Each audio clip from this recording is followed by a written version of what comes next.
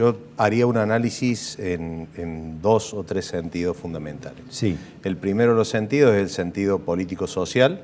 Lo creemos correcto. En general, la percepción es que es un plan orientado con un concepto integrador muy importante, apuntado a todos los segmentos y a todos los sectores de la sociedad.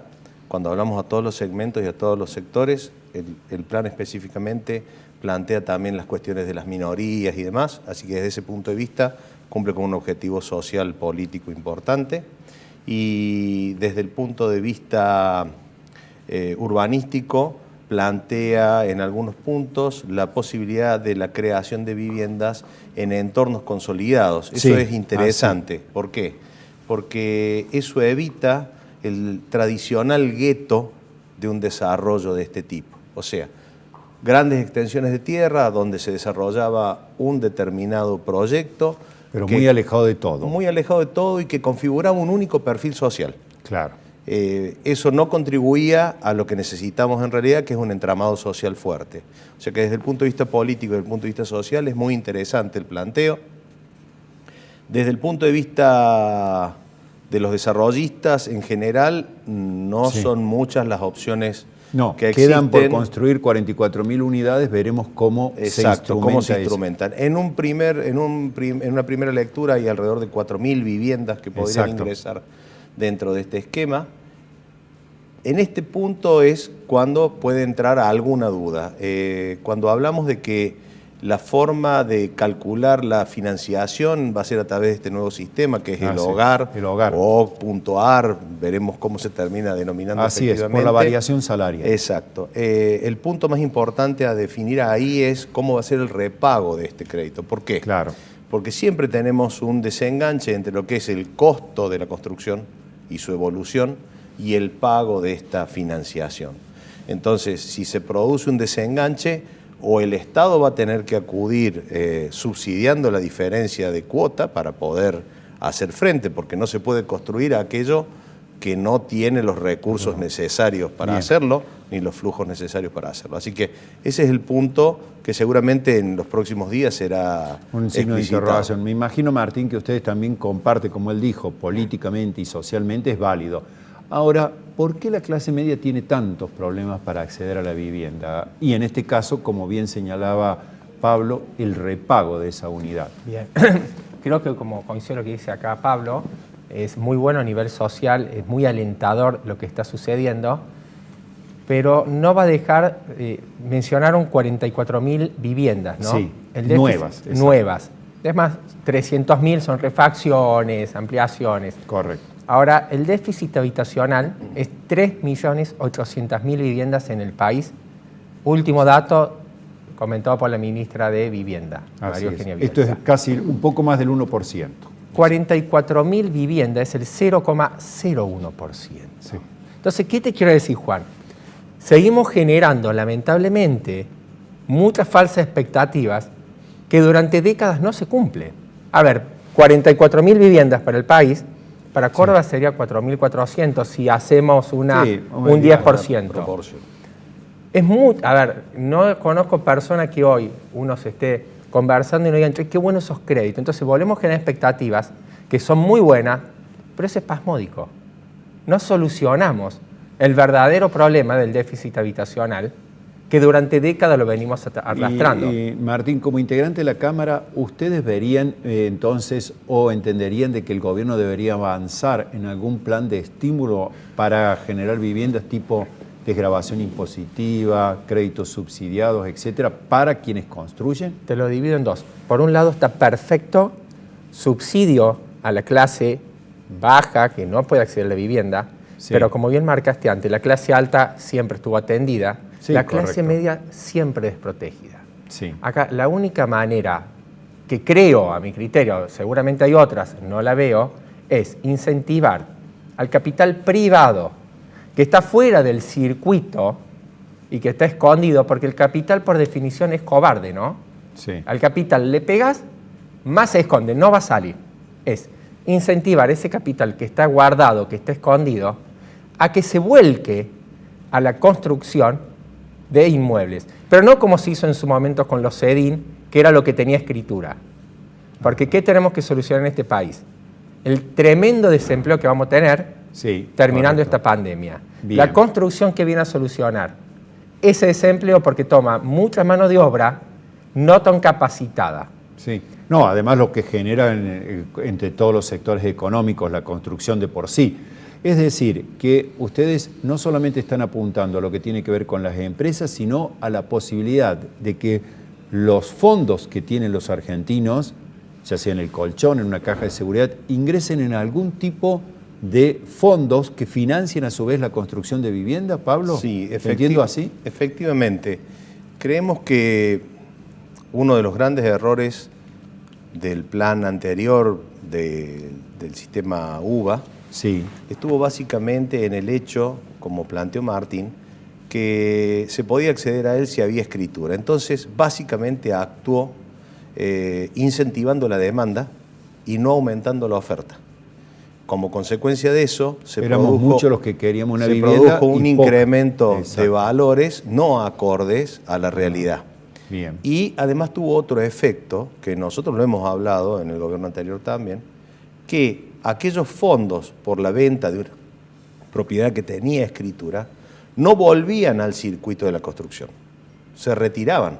Claro. Entonces el gobierno le daba un crédito a Pablo para que compre su vivienda, yo le pagaba a Martín el departamento, Martín persona individual, ¿no, Elión? Sí, no, correcto. Y Martín tomaba ese dinero y lo sacaba del mercado, lo transformaba en un ahorro. Ajá. Si el estímulo hubiera sido al revés, el estímulo hubiera estado destinado a la producción, o sea, a la generación de oferta, los desarrollistas con ese dinero no tienen otra cosa más que hacer que reinvertirlo en otros proyectos que están en marcha. Entonces el efecto hubiera sido un efecto beneficioso. Y en esa forma se hubiera podido bajar, digamos, lo que es el precio de las viviendas, porque hoy a mucha gente le preocupa de que el salario va perdiendo cada vez más en esa brecha que tiene con respecto a la vivienda, Martín. Hasta que no tengamos crédito a largo plazo, 20, 30 años, lamentable, y durante décadas pasó, no es atribuirle un solo gobierno, vamos a seguir fabricando tristemente inquilinos. No vamos a poder fabricar propietarios. La gente, si no tiene un crédito a largo plazo, no hay forma de poder acceder a la vivienda. Es decir, el crédito puede llegar por el lado del gobierno, que podría subsidiar la tasa, digamos, y hacer más barata la cuota, y ustedes entienden de que hay muchísimos fondos privados que podrían movilizar la construcción a través de, ya sea un fondo fiduciario o algún otro tipo de resguardo para este tipo de inversión. Por ejemplo, no pagar las ganancias. Básicamente el estímulo a que estos fondos se destinen a la construcción. ¿Por qué? Claro. Porque son bienes durables que tienen un efecto multiplicador muy grande, o sea, por cada empleado de la construcción vos tenés entre 1,5 y 3 empleados indirectos beneficiados como consecuencia de eso, que va desde la minería hasta la industria del vidrio y del cerámico, que son dinamizados por cada puesto que se genera en el proceso productivo. Entonces, hay que pensar en cómo tomar el tema de bienes personales, si esos fondos se orientaran, por ejemplo, a una primera vivienda. Está bien. Cómo tomar los pagos de ganancia, si eso estuviese destinado a la inversión. O sea, un gran trabajo que debería necesitar de la articulación público-privada, sin duda, en todos los niveles. A nivel. Concretamente. Hablando de eso, justamente, les quería preguntar, siempre se habló mucho del costo Córdoba a la hora de producir, de la industria, etcétera. ¿En la construcción existe este costo también? Sí, ese es ¿Qué le pedirían ustedes que se reduzca o se achique? Sí, ese es un trabajo que nosotros venimos realizando y venimos siguiendo ya hace 4 o 5 años, Martín, ¿no? Sí, alrededor de 4 o 5 años, en el cual contabilizamos todos los costos necesarios para una unidad estándar. Sí. Y hemos llegado a un número que no deja de ser preocupante.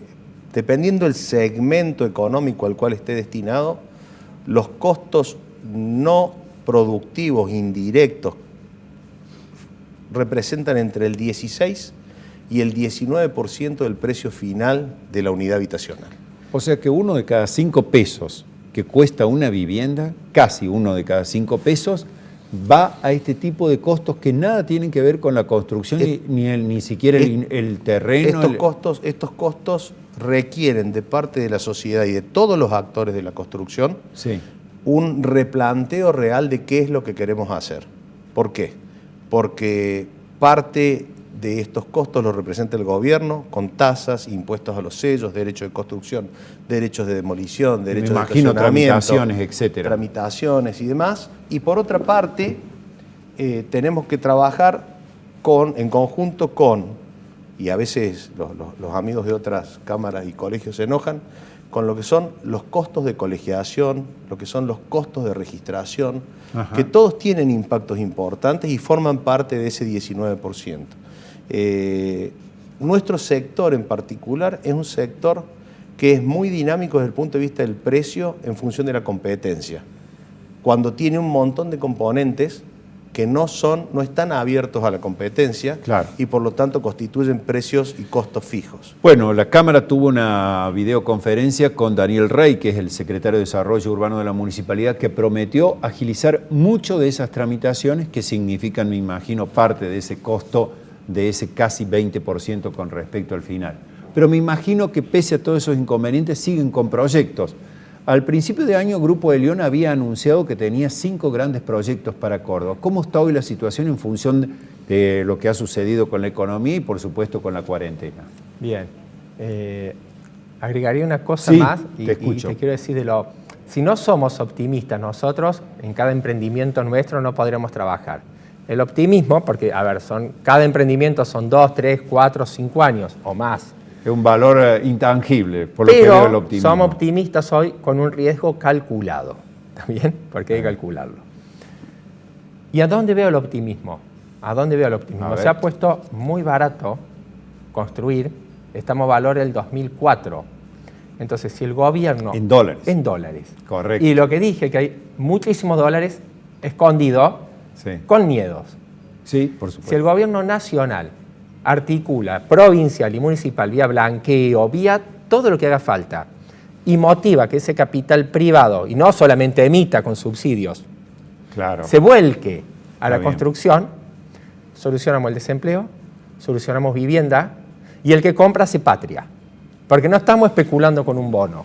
Claro. Hace patria porque está dando trabajo, que es lo que hoy más necesita este país. Quizá fue el error del blanqueo anterior, Atacar que el no tuvo desempleo. ese estímulo tan fuerte. Hoy, a lo que más grave. La plata fuera a los Lo sectores. más grave que tenemos es el desempleo. Bien. Ahora hablo del particular de nuestra Sí. empresa. Sí. Nos encontramos con mucha gente con excedentes de dólares Sí. que no tiene qué hacer y tiene miedo. Desaparecieron los plazos fijos, desaparecieron la inversión y colocaciones financieras. Conclusión, compren inmuebles. Han bajado mucho en dólares. Que es una forma de resguardar el valor en dólares de la inversión. Nosotros en plena pandemia, Juan, hemos comprado 2 lotes más. En cuarentena compramos un lote más. En la calle Rondó y Paraná. Por Zoom. Por Zoom. Por Zoom. Pagamos. O sea, que a los 5 proyectos que tenían, Hoy estamos terminando podrían 2. desarrollar otros Estamos 2. 9 emprendimientos totales tenemos. 9. 2 terminando y 5 en funcionamiento y 2 comenzando. Son 9 emprendimientos simultáneamente. 7, 2 por comenzarse y 2 por terminar. Van a ser 7. Perfecto. Muy bien. ¿Y el grupo BESIM, que es el grupo Vespasiani, cómo está? Bien, Pablo. trabajando en este escenario particular. En este momento tenemos un proyecto de cerca de 7.600 metros cubiertos de viviendas individuales agrupadas, lo que se denomina housing, y estamos terminando la tramitación para un nuevo loteo que va a permitir la construcción de alrededor de 700 unidades habitacionales más. Esperemos que en ese momento estén consolidados los procesos que permitan a la gente acceder a sus lotes. Claro. en forma mucho más sencilla. La provincia ha hecho un esfuerzo a través de la MEULBA, lo que hace la registración y demás. Necesitamos que se sincronice la municipalidad y la provincia en este Exacto. procedimiento, porque hay ciertos descalces que creo que se pueden subsanar. Y bueno, como grupo, como plantea Martín, manteniendo un nivel de optimismo que es necesario cuando tus planteos son de largo plazo. Y nuestros planteos son, en el rubro del desarrollismo, de largo plazo. O sea, desde la entrevista con ustedes me quedan dos cuestiones. Una, que en el desarrollismo existe siempre optimismo y credibilidad en los proyectos que van a llevar adelante. Y fundamentalmente que hay, ya sea el ahorro de los argentinos, en el colchón, una caja de seguridad, o en una caja de seguridad, la posibilidad de estimular fuertemente la construcción de viviendas, como bien dijo Martín, que podría ser una solución social por el lado del empleo y otra todo lo que tiene que ver con ese sueño que tenemos los argentinos, que quizás de una manera muy especial es el de la casa propia. Si me permitís, sí. 2 palabras muy rápidas. Sí. Una es la necesidad de trabajar en conjunto con las empresas prestadoras de servicio. EPEC, Aguas Cordobesas, Ecogas y la municipalidad como articulador para la generación de servicio público de calidad. Sí, me imagino. Daniel Rey tiene una visión que la ha manifestado respecto a que la municipalidad tiene que ser articuladora de esto, de forma tal de dinamizar la acción y la disposición de las empresas. En EPEC hemos conseguido un interlocutor interesante en el vicepresidente Gauna y gente del directorio, que ha abierto la puerta a estas discusiones. Los problemas. Exacto. Y como dato importante, y esta es una casi novedad, a saber los medios, venimos trabajando muy fuerte desde que empezó el tema de la pandemia con la gente del Ministerio de Industria, con Fernando Civile y con la Castelo, con el ministro, inicialmente en el desarrollo de los protocolos, pero en ese punto vimos que había más cosas para desarrollar y verdaderamente han interpretado que la construcción es industria. Así es. Y hemos comenzado a trabajar en conjunto con la Cámara de la Construcción y varias cámaras que componen la cadena de valor para el desarrollo del clúster de la construcción, el clúster de la construcción social. Y como hecho inédito, en esa mesa tenemos sentados, ayudándonos, colaborando, intercambiando ideas a los gremios. Eso es un hecho, como Huécar. es un hecho Perfecto. que no quería dejar pasar porque ha sido importante.